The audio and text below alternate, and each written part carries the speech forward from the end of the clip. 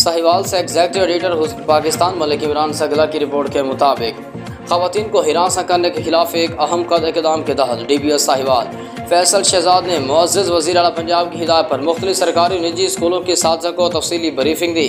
Briefing में पंजाब हुकूमत की जानिब से तालीमी इदारों और अवामी मकामात पर ख़वातीन को हिरासत करने के मसले को रोकने और उससे निपटने के लिए किए गए इक़दामात पर तवज्जो दी गई। अहम इक़दामात में virtual women police station, women safety app शामिल हैं जो सूबे भर में ख़वातीन की हिफाजत और सिक्योरिटी को बढ़ाने में अहम किरदार अदा कर रहे हैं। DBS साहिवाल फैसल शहजाद ने ख़वातीन के तहफ़्फ़ुज़ के लिए किए जाने वाले इक़दामात की अहमियत पर जोर दिया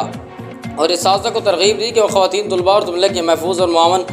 माहौल बनाने में फ़ाल किरदार अदा करें। सेशन को बहुत सराहा गया और शुरका ने अपने अपने इदारों में ज़ेर बहस हिकमत अमली को नाफिज करने के अज़म का भी इजहार किया।